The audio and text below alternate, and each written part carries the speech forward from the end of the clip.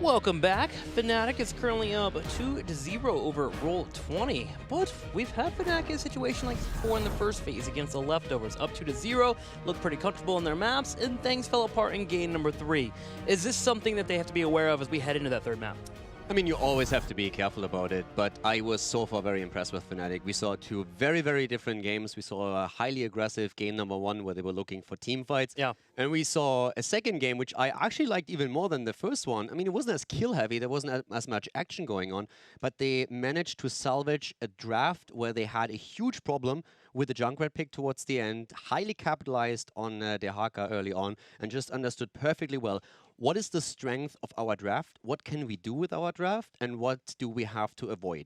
And on Roll20's side, they just weren't decisive enough in trying to force these fights that were in their favor. If Roll20 is doing a bit of a better job trying to force those, and Fnatic maybe is caught a bit off guard, as we saw in Last Hope at the beginning, for example, towards the top lane, then it's a very different game. But I thought from a strategic point of view, what we just witnessed was Fnatic playing a very, very different style than in the first game. So I think with that in mind, them showing both styles already and really clean shot calling, heading into game number 3, they should show a lot of confidence heading into that game. The only thing that I could see is it depends a bit on the map choice. Sure. Because we had Cursed Hollow is the best map at the first one, and then they thought, okay, Dragonshire is something where Quacknix in the past has shown, maybe not weakness, but reluctance to play on the map, so I feel that was a thought process here. If we now have different maps chosen that are maybe more in favor of the Zealots of Roll20, then they have to be careful there. But the two games should have given them a lot of confidence. Well, speaking about maps, we're actually ready for game number 3, and we'll see if we'll get another macro-heavy game or if we're going to be moving into some kill-heavy pressure. We're moving into Tomb of the Spider Queen, a pick for Roll20. When it comes to Battlegrounds, Fnatic will be having the first pick. Wave clear, wave clear, wave clear. That is always the name of the game when it comes to this Battleground. Also, poke, equally as strong, making sure you can control web weave return ins, but also deny them. And you can already tell the change in mentality. Fnatic in the first 2 games had every time the map choice, and after Roll20 lost the first game, they immediately said, okay, we want to have first pick again. Yep. We want to give you the choice, but now that they're 0-2, they're saying, guys, this isn't working out for us. Let's go to our best map. We need to force them onto a map where we actually feel confident right now with the practice and the training that we got.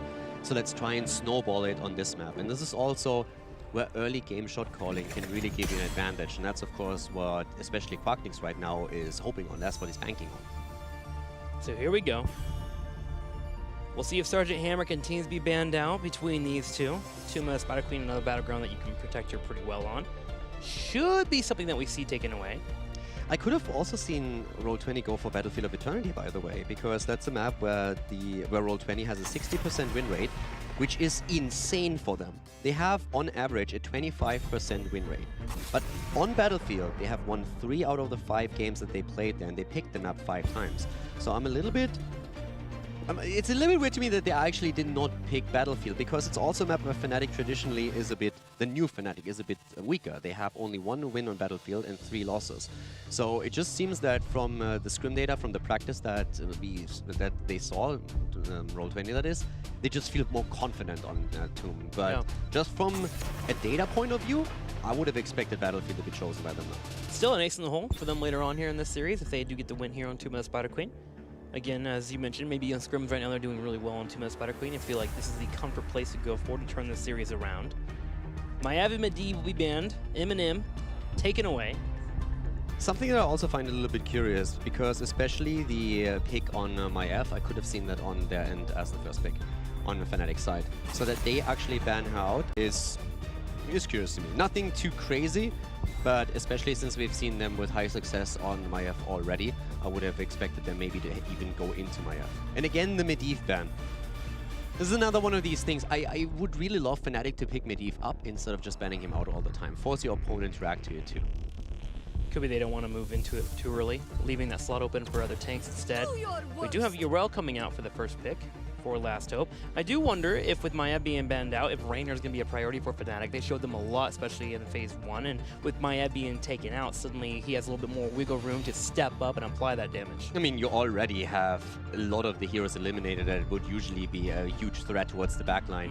Medivh can't open up any portals, Maiev is banned out, Junkrat can't displace anyone, and you have at the same time then Genji also not able to jump into the backline. So whatever you choose for the backline now should be quite safe, since Yrel Urel is also taken away. Same goes, by the way, not only for Reina, mages too. And we've seen in Korea, Kel'Thas making a comeback on Infernal Shrines. We know that's a favorite of Mena in particular. So there's a couple of arguments to be made for strong mages to be picked for Fnatic in the backline. Well, for now, we're not going to be getting either of those as we get Kayn and Johanna to come out. Johanna continuing to control the wave clear, but also fit into the guidelines I were mentioning earlier when it comes to this battleground.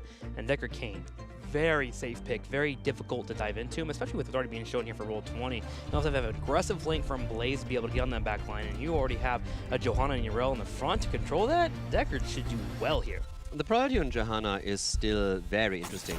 Not so much on this map, I can see it more on Tomb of the Spider Queen than on Dragonshire, but that we now have Johanna already picked twice in this series is a bit telling, since especially when you're looking towards the Eastern Clash and towards Korea, Johanna just doesn't play a role there.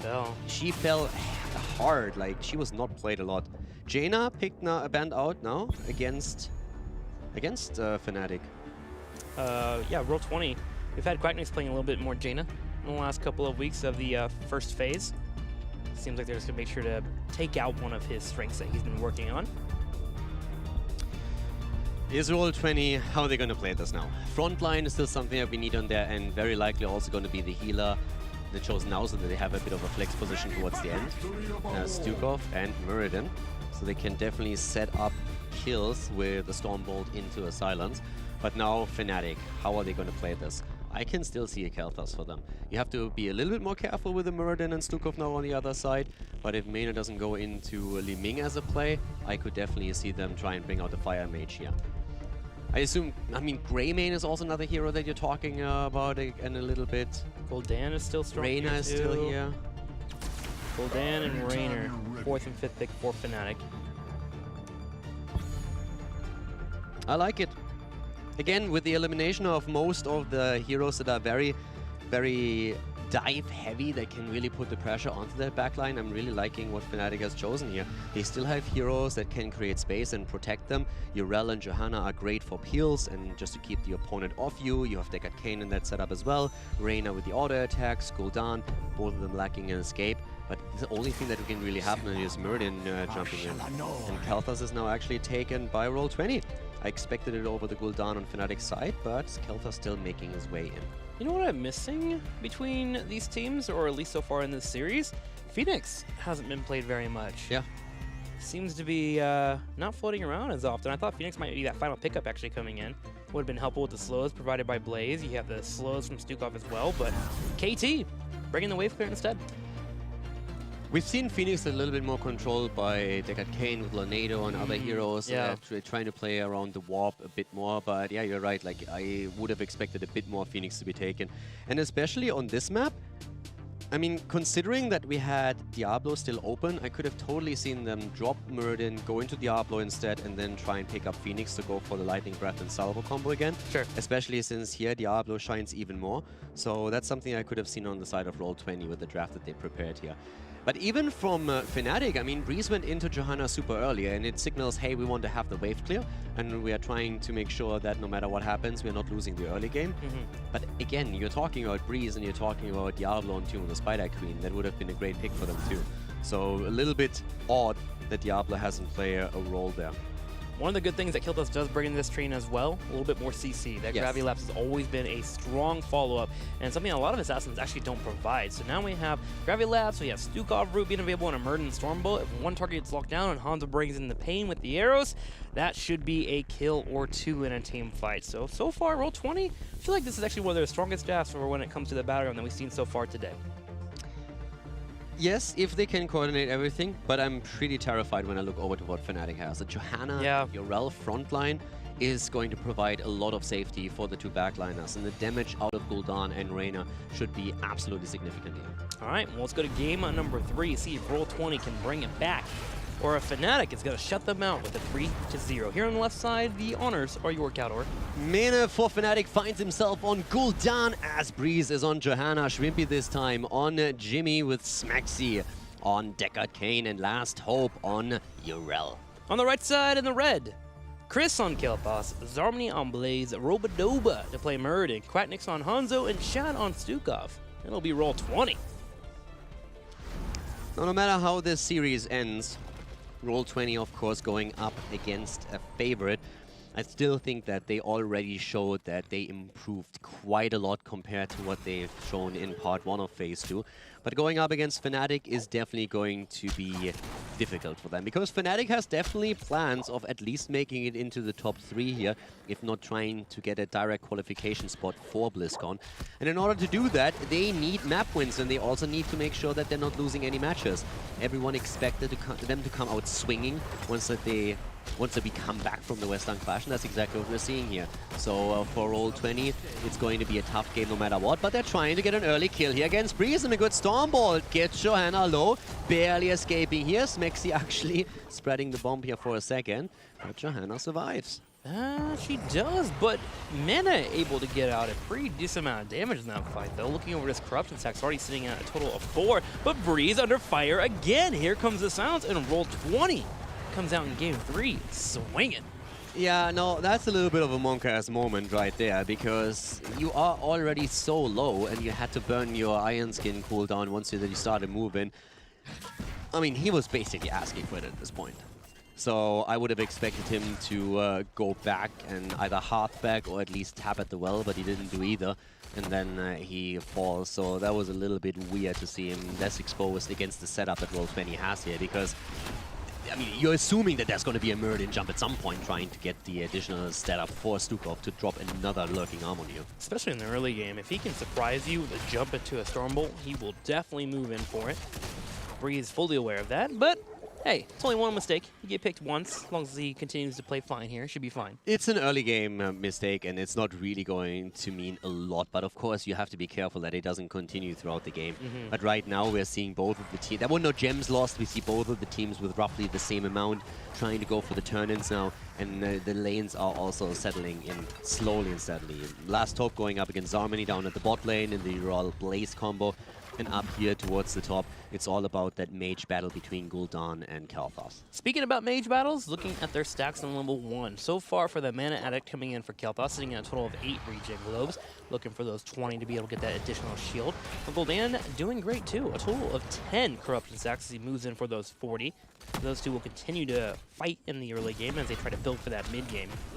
Yeah, and once again, down here, we have a triple setup, trying to get the lurking arm in. All right, Last Hope moving out as is.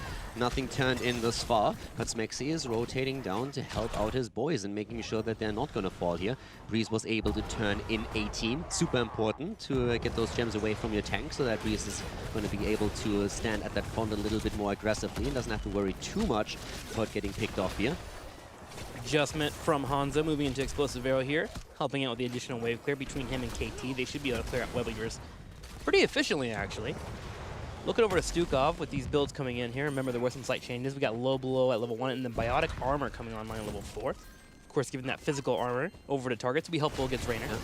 I mean, talking about Reyna, Muradin also going straight into block because he just respects these auto attacks a lot that are coming out of the hero. Not even dealing with a third wind here. Breeze still with the Condemned, trying to get that wave clear in, and Fnatic sitting at 32 gems.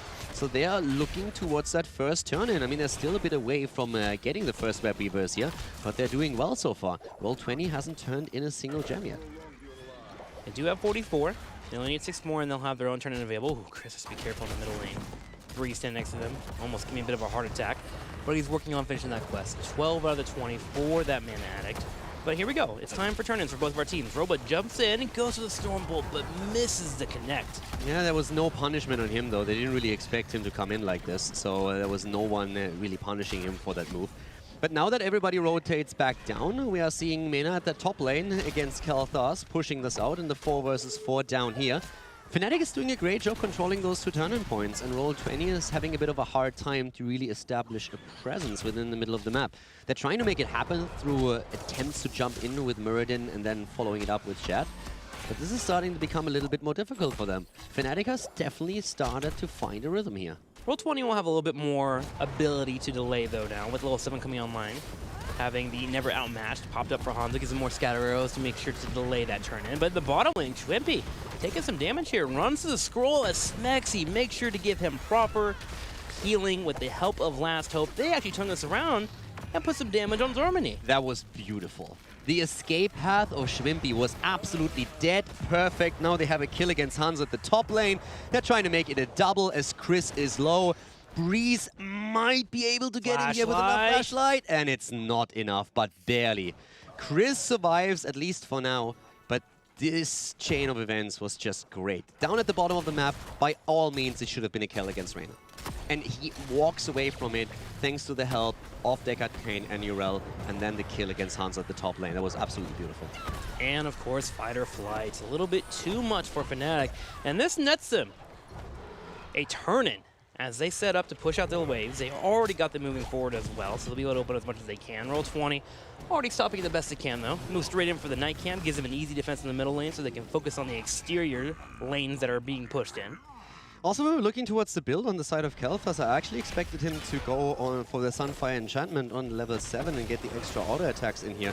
But instead, we're having the Burn Flash taken. A bit more old school, but especially when we are looking towards the Eastern Clash and what was played in Korea. On level 7, the Sunfire Enchantment is extremely powerful. So that's something that I expected to be picked up by Chris. But he's going for the Flame Strike build that we used to see for quite some time. So definitely still working out for him.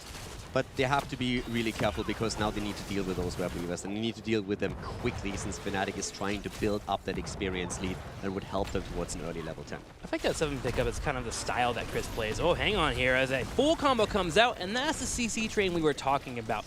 Jet propulsion into its silence, into Gravity Lapse equals a kill. Yeah, and this is definitely the biggest thing. If Roll20 can set up these kills, they can just rack them up one after another. But Fnatic is now in complete control of level 10. And that might give them another turn-in. Breeze with an attempt to actually get a Blessed Shield in, but that was a little bit too late, so that's a cooldown that just got burned and got no value. Here comes Zarmini, good Iron Skin though. And at the same time, we're having Blaze in trouble on NATO, baby. 27 gems on Zarmini. They take him down, and they can just eliminate every single gem here. They go for Oba-Doba as well. The Dwarf jumps out. The follow-up doesn't lock him down, but those 27 gems, that was hurt. Blaze went to Kansas and lost a few gems. That Tornado doing a little bit too much. And now with the gems being collected, Fnatic in a position where they can set up for this second turn-in, but Roll20, they want to stop it. Robo-Dova comes in, tries to block Body Breeze, tries to move in for the Stormbolt, but everything is missed. It was a really nice juke attempt there at the top from Breeze, and of course Mexi helping him out worked wonders. Now they are sitting on 34 turned-in gems, whereas Roll20 hasn't turned in a single one yet. Chris is also not able to make it happen. Breeze can just get another flashlight through, and that's exactly what he does here. They can definitely try and go in for it again. Some gems do get dropped off, a total of 18. But Fnatic begins to get these waves pushed out. You have a giant push in the bottom lane being supplemented by a Rainer, which means Roll20 has to respond. And here comes Robo-Doba. Schwimpy, can he juke the Stormbolt? Tries to go for the side, able to drop the fight or flight. Here's Smexy to help him out. Jet propulsion into a silent. Raiders trying to sneak on through. The potions from Smexy, are they enough? They are. Schwimpy finally does fall, but at the same time, we have a pick on the right side as well, as Muradin gets destroyed. Muradin is down. The blue Web Weavers are coming through as Fnatic turns in at the same time for the second Web Weaver wave. So a good trade at the bottom of the map here. 1-for-1 trade, and Mena still getting some additional damage out. Sitting on 28 stacks right now on his Echoed Corruption. Great game by Fnatic thus far, still half a level ahead, and this push is going to hurt a lot. This second objective should definitely net Fnatic a few forts. Breeze bought a lot of time here on the top side. Oh, but Hook here in the middle. Arrow comes out, pick on Urel, not even a chance to pop the Ardent Defender, thanks to the sounds coming in from Stukov. Yeah, and now bot lane and top lane are both pushing. Top lane in particular is going to drop that fort quite easily. The Ardent Defender would have been a great pick here for Urel. If she would be able to just connect that before the arrow hits, that would have been fantastic and maybe even saved her life. But now Fnatic has to push in a 4 versus 5. But Blaze was forced to the top, and that means that down here at the bottom of the map, the second fort falls easily as Fnatic picks up the level lead and has level 13 talents. Roll20 hanging in there, but it's starting to become a bit of an issue for them. They need to find their own turn in here and open up the map. If you look at it, they have not done much on the left side against Fnatic. All 3 forts stand on that front defense. They do have a decent amount of gems, 55, but with these kills trickling in, they've lost a few of them, which turns this comeback mechanic for them up on its head. Yeah, this is definitely a bit of a problem for them for sure. Also, when it comes to Johanna, we had already in the last game on level 7 Subdue taken, and then Raw on level 13. So the 7 and 13 talents going straight into Punish. Breeze never really completed the quest in the previous game on Dragonshire, but still at this point, of course, you're all talking about the slows in particular. You really want to try and control this a little bit more, especially if you're able to set up a flank against one of the squishies in the back line. Controlling their movement is absolutely perfect. Chris in particular has to be super careful that no one gets on him and stuns him or locks him into some kind of slow CC. I like subdue against a bunker. Naturally, your opponents are going to jump into that bunker, group up. There is a good chance that you might finish off that quest. And if you do, as you mentioned, the ability for you to put that extra slow on a back line is instrumental for a victory. So don't mind seeing that picked up here and there. Roll20 has got a Night Camp pushing in the middle lane, and they're just working to try and get these lanes pushed out. And Fnatic is turning in again. They have 29 gems turned in, 16 still in their possession. So Roll20 still holds a lot of gems, and they can translate those into turn-ins. But the problem that I'm really seeing here is that Fnatic just has established a very strong presence in the middle of the map, especially since... Oh, nice kill attempt here. Again, the arrow. Ardent Defender this time comes out, absorbs a lot, and Last Hope in the second attempt might still fall here, though, but Smexy has his back, and now Stukov is down as the backline was attacked. Mena and Schwimpy dropping the Admiral, and now they're attempting to look if they can't get another kill here with Breeze starting to rotate in. Robadoba under pressure.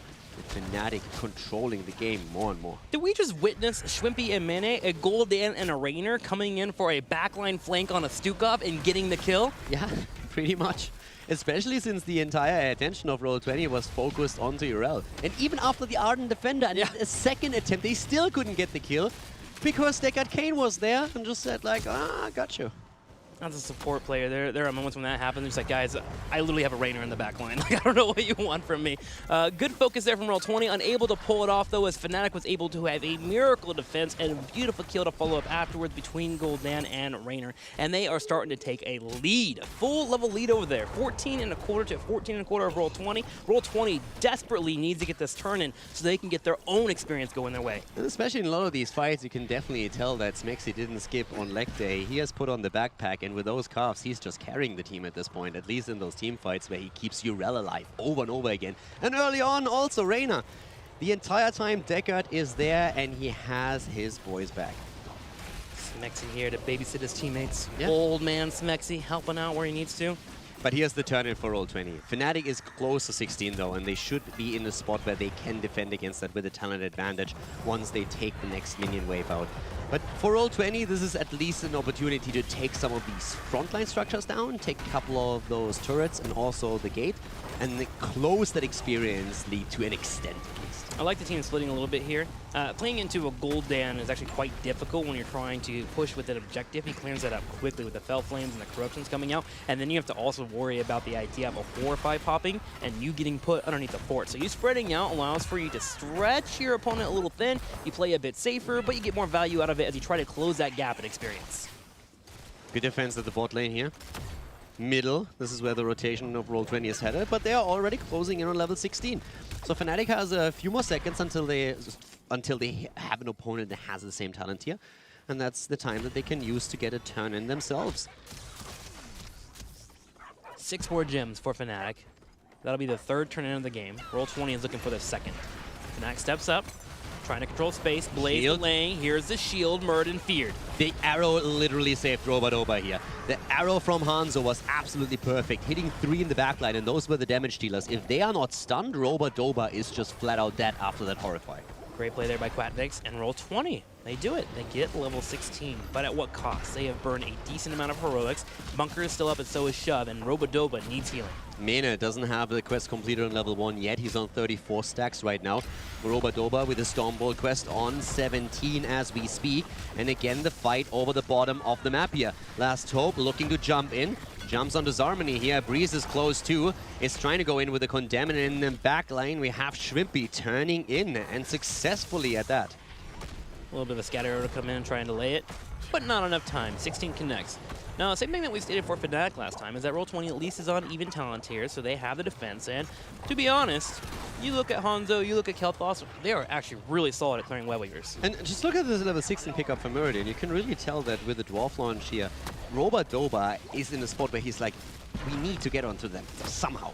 And he has a tough time making that happen because he's trying to get past Johanna and past Urel. And that's so difficult for him to pull off with those condemns coming out all the time. So the Dwarf launch is giving him a bit of a chance here. Arrow comes out. Once again, they're moving out of the lurking arm here just in time. Great attempt by Roll20 to force a fight as the Web Weavers are moving down, but Fnatic is still on the board with 5 and hasn't used any heroic abilities outside of Urel's Ardent Defender yet. So we're still having Blessed Shield around in particular. Horrify is also ready. A lot of tools that they can now use to break through the top lane and try and go for keep number 1. What I like about that at Arrow is that it was used to see if they could find an opportunity to pick off somebody, but the moment they realized that Raynor was going to back away from the fight, they moved back and dealt with the Web Weavers. If they had given any more time to that team fight, that Web Weaver in the top lane would have done damage to that keep. Mene with 38 stacks, bot lane, heavy pressure, Zarmony reacting to it. But especially with Mene here in the spot where he only needs 2 more stacks, once that he has that level 1 talent, Echoed Corruption completed, he's going to do a huge amount of damage, especially with the Ruinous Affliction on 16. There we go, 18 to 17.5. Roll20 continues to hang in there against Fnatic. The last game here to earn a win, or they're going to fall behind this best-of-5 series. Fnatic makes a play for the boss, a risky play at that. Roll20 comes in and scouts it out. The boss is getting lower and lower. Oh, but the tanks, they can't jump in. Even with that Dwarf Toss, Roba wasn't close enough, and Last Hope gets the boss. I actually really like the call, because Blessed Shield and Horrify and Lornado were all up for Fnatic. So they had some time to go for boss since they realized on the mini-map where everyone is positioned on Roll20's side, and they know that they can burn it down really quickly with Gul'dan and with Reyna. So I really like this call. It was a close one, but they had so many tools still on their heroics that they knew even if they try and engage into us, we have the tools to push them off the point and secure the boss for ourselves. Corruption continues to choke. Quackness goes down to half health. Shadow will be able to heal him up. But the boss wails away on this keep, and it will be taken out. Roll20 Esports is now going to have to deal with catapult pressure pushing in this top lane, while Fnatic backs up and continues to build up for their next Web Weaver phase. Saving grace for Roll20, they have enough gems. They have a total of 105. Yeah, definitely enough gems. 105, that's enough for, well, nearly enough for a double turn-in. Fnatic, though, they are also closing in on another possible wave for them. And they are also 1 level away from level 20. So Roll20 is now in a spot where they are going to try and either force a fight, and there it is, the arrow, but it misses, or they are trying to get the turn-in. But no matter what they do, they have to do it soon, before Fnatic hits the Storm Talons. Clear target there. Love the idea of pulling it off right away. You have the possibility that Dragon Arrow being up before 20 connects a good 50 seconds before it pops up. Had it connected, that could have been a kill, and that would have been the start of Roll20 to get their own comeback started here. Roll20 is in a tough spot. No doubt about it. Fnatic is now 19.5. They're just trying to get those waves slowly and steadily and not overextending. Here comes the fear, though, and the kill against Blaze. Beautiful setup by Fnatic. They're going for Roba. 30 gems. He was trying to secure them, but now he falls as well. That's 30 gems down the drain. A double kill against Roll20. Fnatic nearly reaching level 20 themselves, and we're having them with enough gems for another turn, and Fnatic is about to make this a 3-0 victory. Fnatic has been so patient today, but also so quick to pull the trigger when they feel like they have an opportunity. They saw Blaze in the middle lane, so they immediately opened up the engage, got the Gem, used the Blessed Shield, and right when the stun duration was about to pop up there for Blaze, Horrify came out afterwards, and they were able to focus him down. There wasn't even a chance for Zarmony to use the bunker, and now Roll20, who wanted to turn in, is going to have to face the music as Web Weavers are going to be pushing in 3 waves and catapults in the top. I'm really liking the way that Fnatic is currently playing here. Again, this is a series that they needed to win. They were supposed to win this, but they needed to make a statement, and I feel this is pretty much what we've seen. There were maybe a few kills against the offlane that could have been avoided. Sure. With better calling and maybe telling someone, okay, back off, we have lost vision on the map. But just in general, the way that they present themselves here today is definitely a lot more level-headed and a lot more disciplined than we've seen in part 1 of Phase 2. Game's not over yet, though, but this push should definitely deliver. And here comes the Blessed Shield as they're trying to jump in again. Horrify is being used. The bunker is there. And Roba barely escapes, literally jumping into the bunker. Into the bunker, gets some armor. He is able to back up, but Zarmony, not so lucky. Last Hope body blocks him. Schwimpy delivers the couple of auto attacks while Uriel gives that final blow. Blaze will fall, and he's down for 50, but Fnatic, they're looking for a core. And they definitely do. All the keeps are gone. Everything is pushing in. This is this game. Roll20 goes down in flames as Fnatic is hammering out a 3-0 victory against their opponent to start part 2 of phase 2 for themselves. So both times, Fnatic has faced off against Roll20. They have gotten a 3-0 in both of them. We saw that in phase 1 and now here in phase number 2. Fnatic looking strong in this matchup, and you gotta admit, they looked patient where they needed to be. They looked aggressive where they needed to be. My curiosity is what happens the next couple of weeks when they meet a little bit of backlash from their opponents. Will they start to falter? For now, I don't want to rain too much on their parade, but Fnatic, I still got my eye on them. I feel they played really well here. So again, in part 1 of phase 2, they were so close multiple times against strong opponents to just win the series that could have brought them to the Western Clash. But now this is what they need. They need to get a very, very good map score. They already had a fantastic map score given their match score, which was at 4-3 if I'm not mistaken towards the end.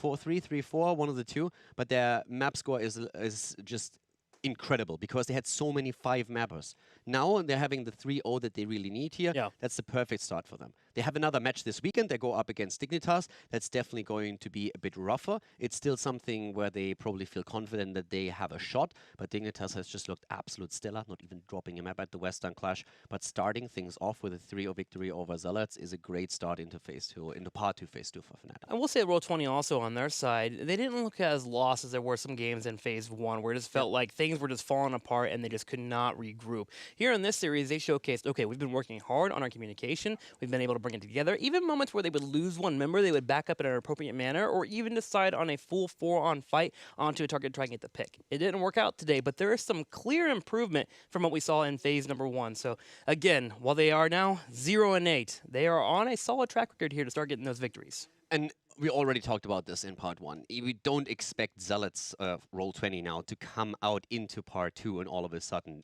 defeat all the other teams.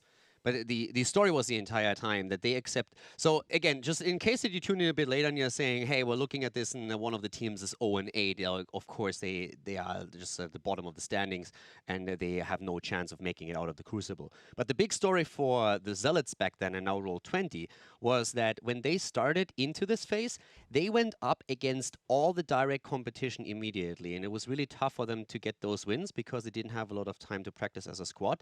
And then towards the second half of part 1, they had all the heavy hitters. So now they literally just look towards the direct competition, trying to beat out those, and that has to be the game plan for part 2 for them. Well, we have Schwimpy here to celebrate the victory Fnatic just earned. And it's been a while since I've seen Schwimpy. Schwimpy, congratulations on your win today. You got to be feeling pretty good about it. Yeah, it felt good. 3-0 felt good especially, and we didn't really do anything special. We didn't do any of the drafts we prepared for Dig, so I'm happy with the result. Awesome, good to hear. I actually want to ask you about your drive. Obviously, we missed you at the Western Clash. You guys had one map from being able to go to the Western Clash. Did that affect your guys' drive at all? Did it increase? Were you more excited to get back into phase 2? How is Team Fnatic right now when it comes to morale and drive? We're all really motivated to go to BlizzCon. Like, no one of us wants to miss it, and missing Western Clash was a disaster. But no one took it harsh, you know. We need to just work on ourselves and continue improving. And I think the being at home has improved us a lot, like a lot. And we started playing more as a team since we didn't qualify. So everything is just going much better now. It was very apparent today in your matches. I'm going to send you over to Cowdor. Thank you. So first of all, congratulations. And I have questions in particular about Dragonshire, because from our perspective, it felt that Dragonshire was a game or a map where in, let's say, part 1, you guys would have struggled more to get that victory. You seem to have huge problems in the 5 versus 5 fights, but then relied heavily on creating opportunities with a Blessed Shield and Junkrat isolating a hero, mainly Diablo. And then once that keep fell, you guys focused heavily on Dehaka. Was that something where you at some point just realized, okay, we have to play a macro game and play around our opponent? And did you feel that the shot calling in that game was just something that you guys would have had trouble in part 1 to pull off?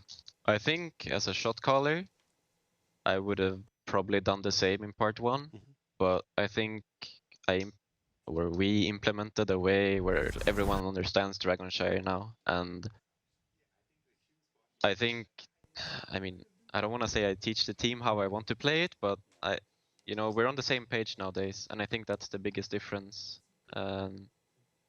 I think we were a little bit outdrafted. I think they had the better draft overall, and it was really hard, a really hard game. But we're very comfortable now, and we're not afraid to fall behind, or we're not scared to lose anymore. So we're the better team, and we just had to move on and play on. Did you guys change anything in communications going into part 2 now? Because it just feels a little bit cleaner. So actually, when we started practicing, we had Mena drafting and Breeze shot calling, and I stepped away completely from both. This week we have, I got a new view of the game from Mena drafting, and I think now I'm drafting again, and I think he really helped me to take a break and stuff like that. So I think the drafting is better, but also Breeze is way more vocal now, and Breeze does a lot of shot calling. If I don't feel like talking, he talks, and I don't have the pressure of always being the guy that needs to talk, and that's really good for us as a team. That's actually pretty awesome. Just to follow up on the shot calling, on the drafting that you just mentioned, you said that you are now back at drafting, but that Mena, when he had that 1 week where he drafted, it gave you a bit of new perspective. Is he now still chipping in when you draft and give suggestions that you guys discuss, or is it now back to you just with the additional input that you had from the past from him? It's mostly me now. Mena likes to just play the game and win the game for us with his plays, and I respect that. But he can draft when he does it, and I think he does it fairly well.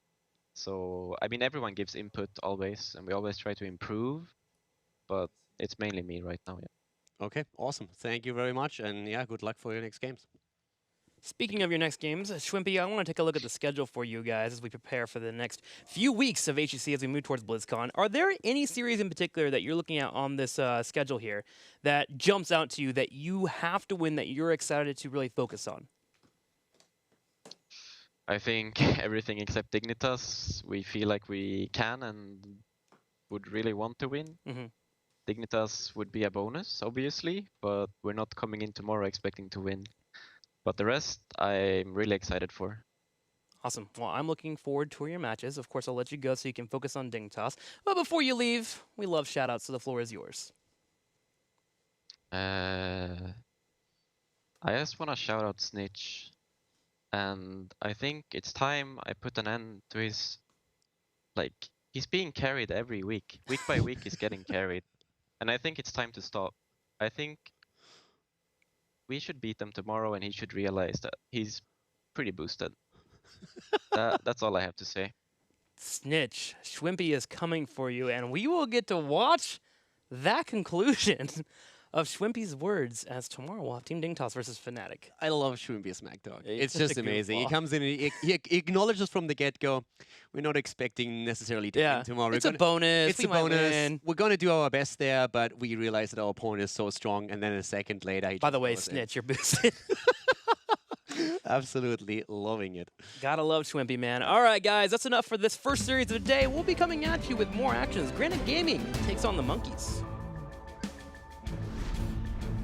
It's already pushing in the middle, and that will cause damage. And here comes the Storm Ball. The setup immediately from Deckard came, but Breeze is in trouble, and Muradin is about to fall. Barely jumps out here. Third win keeping him alive. A triple tether, and Zeratul falls again. Roba-Doba, the second one to die, and Nubarak is down, and Breeze still skirting the edges of the fight, delivering another Storm Ball that eventually leads to the kill against Dehaka, and they are not done yet. They want to go for Shed. Breeze actually missing the Storm Ball, jumps in front of Stukov, though. The body blocks are there for a few more seconds, and that's all that they need here. They're waiting, and all of them are starting to move in, and that's Last Hope again in trouble. Nice dodge on the leash, though. Very well done. The root comes through on Shad's side as Breeze is moving in, and there's the immediate move against Whitemane, and they actually get the kill. Really quick Blessed Shield, and now Quacknick's trying to get away. He'll use his Volt, be able to move out thanks to his teleport as well. Lightning Breath comes out, though, and Johanna will get burned. Yeah, Mena wasn't there. He was still at the bot lane, is trying to get the Dragon Knight right now, and they're holding it not long enough. Last Hope is again in, and he is once again completely isolated. Once again, white main with the Scarlet Aegis being used here as Breeze is trying to control Quatnix on his Maya. Here comes Zarmany, comes in with the jump, gives out the armor, the Pulse Bomb to get stuff hits, but Diablo stands firm. Another huge fire stuff comes out, but Diablo finally will get picked off. And next, it's a Maiev. Last Hope comes in with the drag. Will he have another one here as he works in those auto attacks? Zarmany in the bottom left uses Ardent Defender. Quatnix nearly taking down Breeze and Last Hope here, but they both survive. Zarmany, on the other hand, he's already in trouble. They're trying to go for him again, and that should be a kill against Urel. The double kill. Fnatic is now 19.5. They're just trying to get those waves slowly and steadily and not overextending. Here comes the fear though, and the kill against Blaze. Beautiful setup by Fnatic. They're going for Roba-Doba. 30 gems. He was trying to secure them, but now he falls as well. That's 30 gems down. Game's not over yet though, but this push should definitely deliver. And here comes the Blessed Shielders. They're trying to jump in again. Horrify is being used. The bunker is there, and Roba-Doba barely escapes, literally jumping into the bunker. And the bunker gets some armor. He is able to back up, but Zarmany, not so lucky. Last Hope body blocks him. Schwimpy delivers the couple of auto attacks while Urel gives that final blow. Blaze will fall, and he's down for 50, but Fnatic, they're looking for